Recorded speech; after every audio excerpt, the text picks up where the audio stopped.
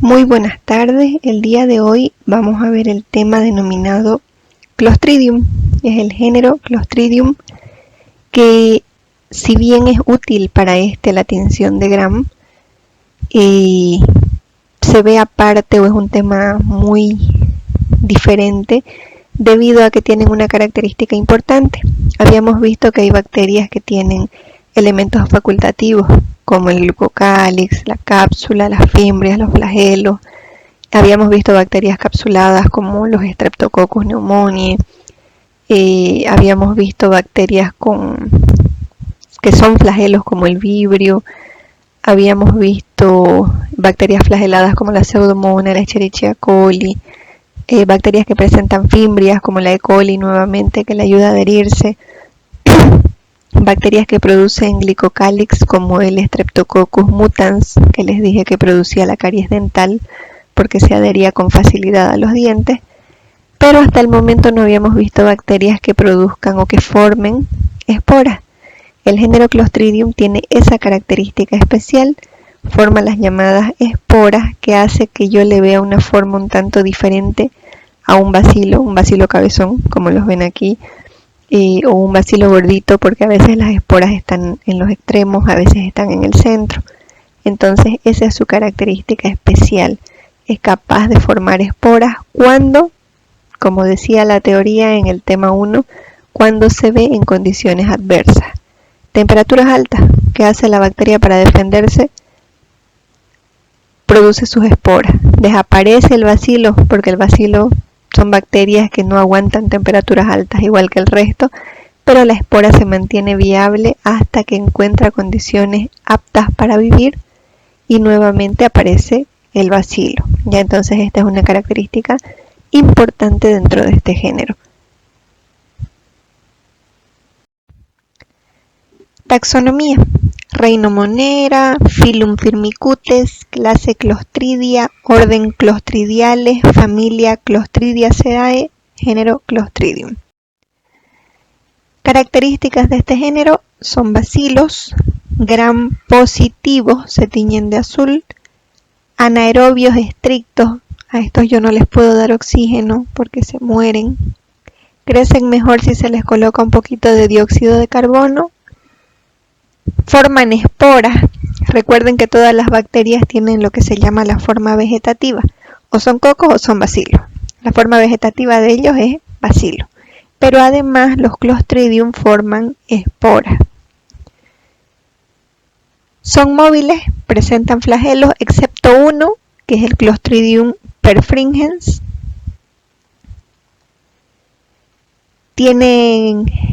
No tienen cápsula, excepto uno, que es el mismo Clostridium perfringens. Hay 4 especies patógenas para el hombre, que son Clostridium tetani, Clostridium botulinum, Clostridium difficile y Clostridium perfringens. Clostridium tetani, su reservorio es el suelo, la tierra de cultivo, el intestino del hombre y de los animales.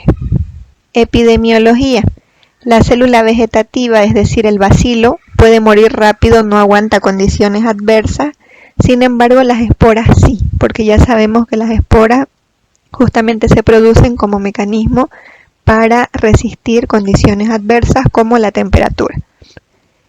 Las esporas son las que infectan, ingresan a través de alguna herida y llegan hasta el sistema nervioso central, donde ya se convierten en la forma vegetativa y comienza a producir las toxinas y produce el malestar. El tétanos es la enfermedad que produce. Factores de virulencia: presenta antígeno somático O, antígeno H porque tiene flagelos, y antígeno esporal porque presenta esporas. La toxina más importante que presenta es la tetanospasmina, que es una toxina neurotóxica, que es la que ocasiona el cuadro, que es la llamada parálisis espástica. Luego tiene tetanolicina, que lo que hace es romper glóbulos rojos, es una hemolicina, y una toxina no espasmogénica, es decir, una toxina más, pero que no produce este cuadro. El mecanismo. La forma infectante, ya les había dicho, es la forma de esporas, que va a ingresar a través de una herida o una úlcera cutánea. Esta podría ser una punción, una cortadura, una mordedura, una laceración, quemadura, en una cirugía, durante el parto, en una abrasión e incluso durante una extracción dentaria. O sea, tenemos una herida por ahí, cuando me están sacando el diente, recuerden, me hacen un hueco. Entonces por ahí aprovecha la bacteria y libera su espora. Una vez que ingresa la espora a través de esa herida, que vendría a ser mi puerta de entrada, germina, es decir, se transforma en la célula vegetativa, en el bacilo, y llega hasta los tejidos del huésped. Ahí libera sus toxinas, produce sus toxinas, donde la más importante es la tetanospasmina, y esta se puede ir por vía neural, es decir, a través de los axones de las neuronas, hasta llegar a la médula espinal, o por vía humoral, a través de la sangre y la linfa, alcanzando el sistema nervioso central, donde ocasiona la parálisis. El cuadro clínico que me ocasiona se denomina tétanos. Este puede ser generalizado. En esta ocasión hay espasmos musculares en el cuello, en el tronco y en las extremidades.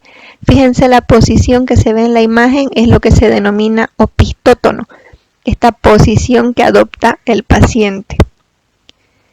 Arritmia cardíaca, tensión arterial, sudoración, deshidratación del paciente. Puede haber trismus, el paciente no puede abrir la boca, rigidez de nuca y la risa sardónica. Se ve como si el paciente estuviera sonriendo porque queda duro sus maxilares y no los puede mover. El tétanos localizado es el que ocasionalmente nos produce, por eso es que nos recomiendan cuando nos pinchamos, por ejemplo, con un clavo o con algo oxidado, nos dicen, no, hacete colocar la vacuna del tétano, la antitetánica, para evitar esta infección. ¿Dónde se produce? Como es localizado solamente en la zona donde yo me hice la herida, a diferencia del generalizado que ya abarca todo el organismo. Me hice una herida en la pierna, pues en la pierna se produce tétano.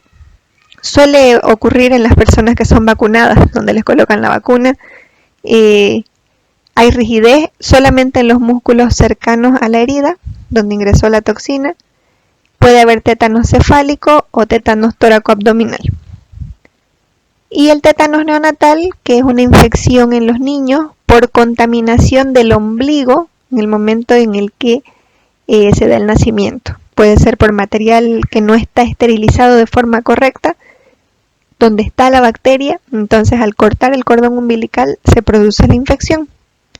¿Qué se ve en el niño que me llame la atención? Dificultad para succionar leche y puede venir un paro respiratorio. En el laboratorio, frecuentemente el diagnóstico es clínico. ¿Qué quiere decir esto?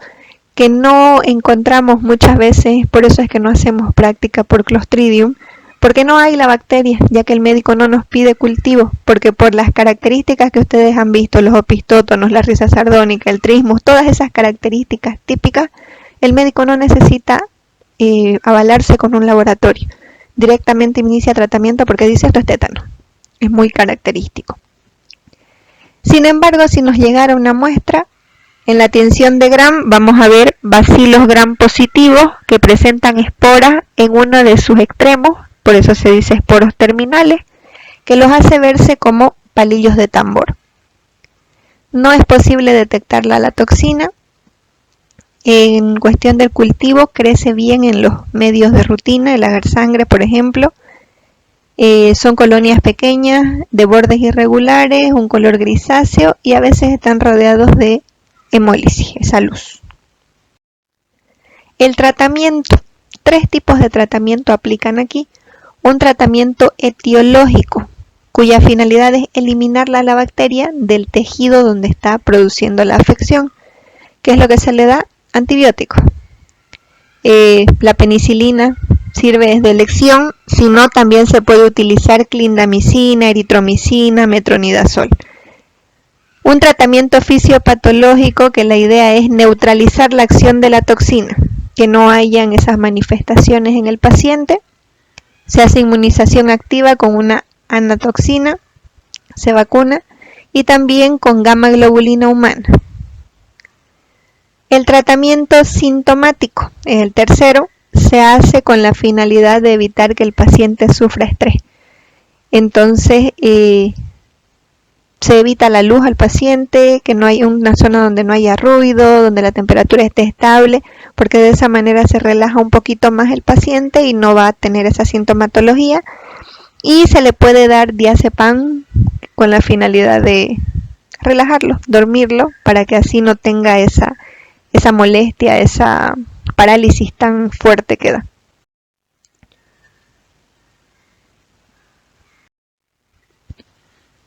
Clostridium perfringens, su reservorio es el suelo, el agua y el intestino del hombre y animales tanto domésticos como salvajes. El de tipo A es el responsable de la mayoría de las infecciones que se ocasionan en el ser humano. Factores de virulencia: tiene 12 histotoxinas, una enterotoxina, un factor metabólico y 3 sustancias enzimáticas. 17 factores de virulencia en total. Las sustancias enzimáticas son la neuraminidasa, sialidasa, hemolicina, que hacen romper células en el ser humano. Mecanismo: con los 17 factores de virulencia. Lo más importante, la toxina alfa es la más importante de todas, que lo clasifica al Clostridium perfringens en tipo A, B, C, D y E. En los 5 está la toxina alfa. Su función es destruir plaquetas, glóbulos rojos, glóbulos blancos y células. Produce un amplio daño vascular y muscular, finalizando con necrosis y edema. O sea, se necrosa esa zona y se edematiza, se hincha. Toxina beta es una toxina letal, necrótica también. Principalmente se encuentra en Clostridium perfringens de tipo C. Es responsable de la estasia intestinal y la destrucción de la mucosa intestinal. Y una enterotoxina que altera la permeabilidad de la membrana intestinal, generalmente está en el aparato digestivo, se encuentra en Clostridium perfringens de tipo A y en algunos de tipo C y tipo D, que ocasiona pérdida de agua y electrolitos, y glucosa también. Entonces el paciente requiere rehidratación. ¿Cómo ocasiona la infección? Básicamente es igual que Clostridium tetani. La fuente de infección, la vía es primero a través de una espora. La espora ingresa a través de heridas, alimentos y agua contaminadas con heces. Luego llega a los tejidos, donde ahí se produce ya la germinación de la espora, es decir, que se transforma en el bacilo. Se multiplica y produce sus toxinas, principalmente la toxina alfa, y esta ocasiona el daño en los tejidos vecinos. Es el único de los Clostridium capaz de sobrevivir sobre la tierra. La enfermedad que me produce, las hay de partes blandas, donde está la gangrena gaseosa, llamada también mionecrosis. La puerta de entrada es exógena, a través del suelo, el polvo, el aire y las heces, o puede ser también endógena si es que el paciente lo tiene como microbiota normal. Desde ahí se extiende, aprovechando una puerta de entrada. Produce contaminación de tejidos cuando hay anaerobiosis. Luego los clostridios germinan, las esporas se multiplican, liberan las toxinas y finalmente producen necrosis. La celulitis: hay edema localizado en la zona donde se produce la infección, pero no hay dolor. Se ve así hinchado, se ve todo feo, pero no hay dolor. Y la miositis supurativa, que es cuando aparece supuración en los músculos sin necrosis ni sintomatología sistémica. Otro tipo de cuadro clínico que me puede ocasionar es gastroenteritis, por una toxinfección alimentaria, por ingerir carne o platos preparados con esta que tengan la bacteria presente. El de tipo A se encuentra en el matadero por las moscas, el polvo y la manipulación que hay de la carne. Cuando hay concentraciones altas se ingieren y las esporas, al ser termorresistentes, sobreviven en el intestino y desde ahí ya se convierten en la forma vegetativa y liberan sus toxinas. Y la más importante aquí El cuadro más importante es enteritis necrotizante, que lo produce Clostridium perfringens de tipo C por consumo de grandes cantidades de carne de cerdo mal cocida. Produce necrosis en el intestino delgado a nivel del yeyuno, puede ocasionar perforación del intestino e incluso muerte. En el laboratorio se ven igual que los anteriores bacilos gram positivos, cortitos sí, y muy rara vez se observan las esporas. Vieron que en Clostridium tetani habían esporas que se parecían palillos de tambor, aquí no.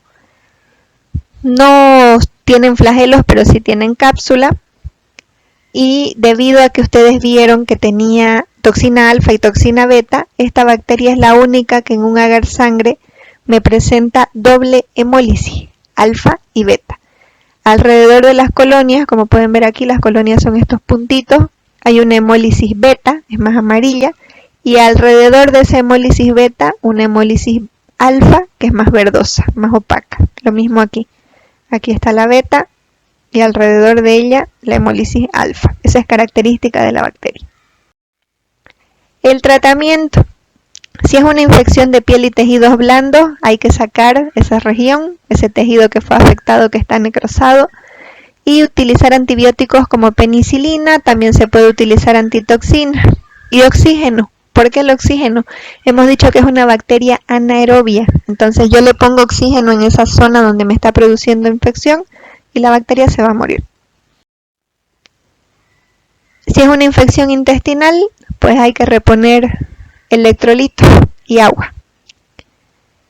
Y se puede utilizar antitoxina beta en la enteritis necrotizante.